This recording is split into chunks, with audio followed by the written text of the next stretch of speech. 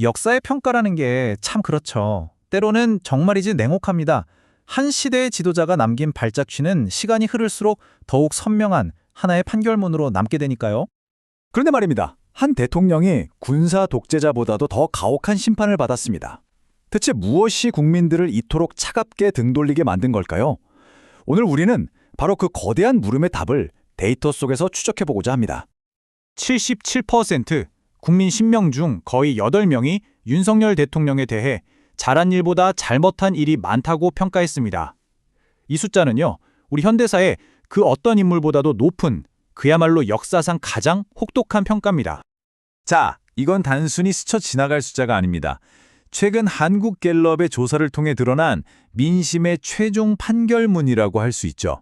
지금부터 그 내용을 아주 깊숙이 들여다보겠습니다. 이 모든 이야기의 시작은 바로 이 설문조사입니다. 한국갤럽이 전국의 유권자 1000명에게 아주 직접적인 질문 하나를 던졌죠. 각 대통령의 재임 기간을 돌아볼 때 잘한 일이 많다고 보십니까? 아니면 잘못한 일이 많다고 보십니까? 바로 이 질문에 대한 국민들의 대답이 지금부터 펼쳐집니다. 과연 국민들은 각 대통령의 유산을 어떻게 기억하고 있을까요? 그 결과는 정말 빛과 그림자처럼 명확하게 갈렸습니다. 먼저 그러니까 잘한 일이 많다는 쪽을 한번 보시죠. 노무현 전 대통령이 68%로 1위, 그 뒤를 박정희, 김대중 전 대통령이 바짝 쫓으면서 이 세 분이 확실한 탑티어를 형성하고 있습니다. 하지만 즉 잘못한 일이 많다는 순위로 넘어가면 분기가 완전히 달라집니다. 여기서 정말 충격적인 결과가 나오죠. 윤석열 대통령이 무려 77%로 압도적인 1위입니다.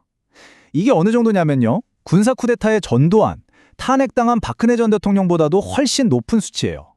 결국 이 데이터를 종합해보면 그림이 아주 선명해집니다.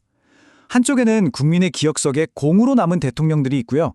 다른 한쪽에는 군사정권, 탄핵, 그리고 윤석열 대통령이 과라는 심판대 위에 나란히 서게 된 겁니다. 자, 여기서부터가 진짜 중요한 질문입니다. 도대체 어떻게 이런 평가가 나온 걸까요? 특히 그를 지지했던 사람들마저 등을 돌리게 된 이유는 뭘까요? 이제부터 그 민심 이반의 흐름을 데이터를 통해 하나하나 추적해보겠습니다. 이거 정말 놀랍습니다. 보조의 심장이라고 불리는 대구 경북에서조차 부정평가가 66%, 긍정평가는 고작 17%입니다. 이건 그냥 실망을 넘어서 지지 기반이 뿌리째 흔들리고 있다는 신호죠. 세대별로 봐도 마찬가지입니다. 전통적인 지지층이었던 70대 이상에서도 부정평가가 무려 70%입니다. 이념을 떠나서 시대가 내린 준엄한 평가라고밖에 볼 수 없겠네요. 그리고 이게 아마 가장 뼈아픈 데이터일 겁니다. 자신의 정치적 기반인 국민의힘 지지층 안에서조차 잘못이 많다가 50%예요. 잘했다는 응답보다 훨씬 많습니다. 이른바 집토끼마저 떠나고 있다는 얘기죠. 마지막 방어선이라고 할 수 있는 이념적 지지층, 스스로를 매우 보수적이라고 답한 사람들 사이에서도 결과는 충격적입니다. 부정평가가 긍정평가를 오차범위 내에서 앞질렀어요. 사실상 모든 지지 기반이 무너졌다고 봐도 과언이 아닌 상황입니다. 보시는 것처럼 여론의 흐름 뒤에는 이렇게 복잡한 데이터가 숨어 있습니다. 저희는 바로 이 데이터 속에서 시대의 진실을 읽어내는 일을 계속할 겁니다. 이 깊이 있는 분석을 놓치고 싶지 않으시다면 지금 바로 구독과 알림 설정으로 저희와 함께 해주시죠. 하지만 여러분, 역사의 평가라는 게 한 번 정해지면 영원히 그대로인 건 아닙니다. 시간이 흐르면서 재평가되기도 하죠. 지난 10년 동안 전직 대통령들에 대한 평가는 또 어떻게 바뀌었을까요? 10년 전만 해도 박정희 전 대통령이 거의 부동의 1위, 1강 체제였습니다. 그런데 지금은 완전히 달라졌죠. 노무현, 김대중 두 전 대통령이 어깨를 나란히 하면서 3강 구도로 판이 완전히 바뀌었습니다. 이건 정말 의미심장한 변화입니다. 좀 더 구체적으로 보면요.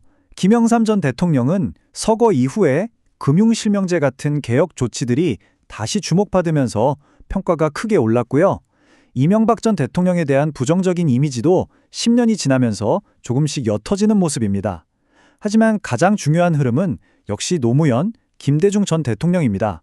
이 두 분이 민주주의, 복지, 평화라는 시대적 가치의 상징으로서 확실히 자리매김했다는 거죠. 자, 그럼 이 모든 데이터가 지금 그리고 앞으로의 우리 정치에 던지는 메시지는 뭘까요? 이건 그냥 과거에 대한 성적표가 아닙니다.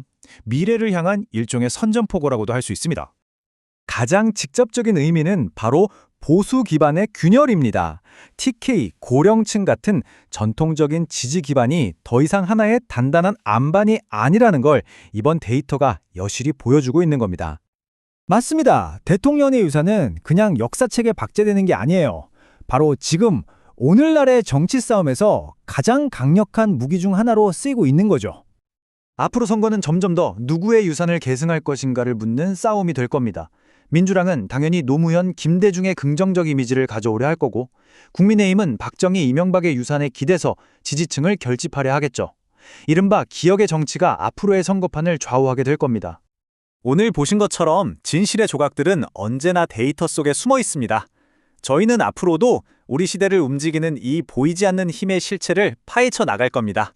그 여정을 계속 함께하고 싶으시다면 구독 버튼으로 응원해 주십시오. 과거는 미래의 거울이라고들 하죠. 오늘 우리가 마주한 이 역사의 준엄한 심판 앞에서 우리는 과연 무엇을 배우고 또 어떤 미래를 만들어 가야 할까요? 그 무거운 질문에 대한 답을 찾는 건 이제 우리 모두의 몫으로 남았습니다.